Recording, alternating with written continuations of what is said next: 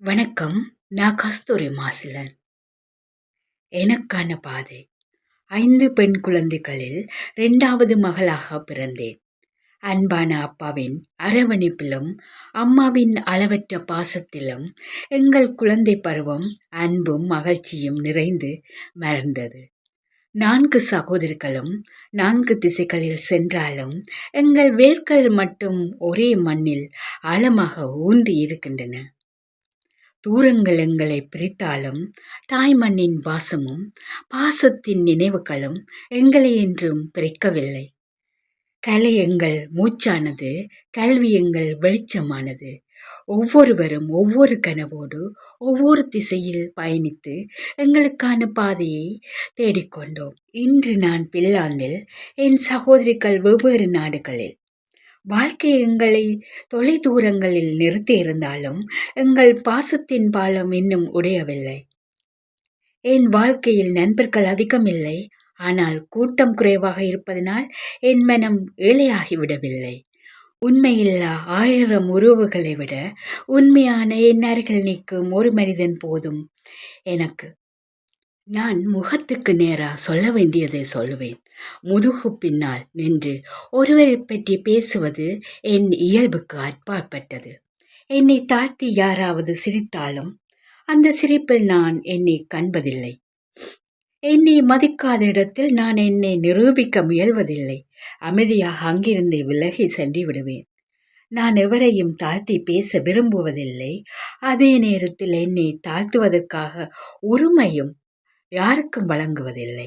என் உடலை குறிவைத்து வார்த்தைகள் வீசுபவரிடமும் என் மனதை புண்படுத்தும் சொற்களிடமும் பொய்யை நட்பின் முகமுடியாக அணிந்து வருபவரிடமும் என் இதயத்தின் கதவுகள் என்றும் மூடியே இருக்கும். எனக்கு பதவிகள் பெரிதல்ல, பட்டங்கள் பெரிதல்ல, ஐயா அம்மா என்று தூரத்தை உருவாக்கும் அழைப்புகளும் பெரிதல்ல.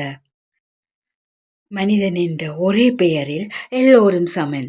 அந்த சமத்துவத்தை உணர்ந்து என்னுடன் உண்மையாக நடப்பவன் என் வாழ்க்கை பாதையில் உறவாகின்றான்.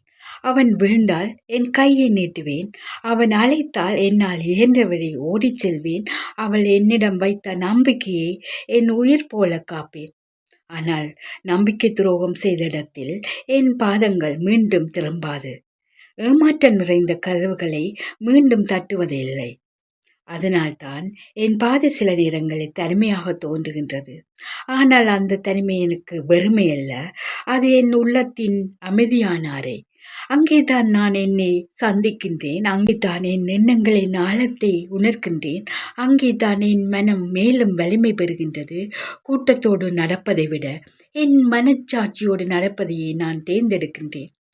என்னை புரிந்து கொள்ளாதவர்களுக்காக என் இயல்பை மாற்றிக்கொள்ளவில்லை.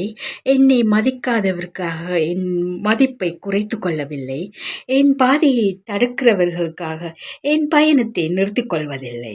வாழ்க்கை எனக்கு கற்றுத்தந்தது ஒன்றே, உண்மையாக வாழ்வது எளிதல்ல, ஆனால் உண்மையை விட்டுவிட்டு வாழ்வது எனக்கு வாழ்க்கையும் அல்ல. எனவே தனிமை வந்தாலும் நடப்பேன், தடைகள் வந்தாலும் கடப்பேன், விமர்சனங்கள் வந்தாலும் சிரிப்பேன். ஏனெனில் என் பாதை மற்றவர்களுக்காக வரைந்த பாதை அல்ல, என் மனச்சாட்சி காட்டிய பாதை. அதுதான் எனக்கான பாதை. நன்றி.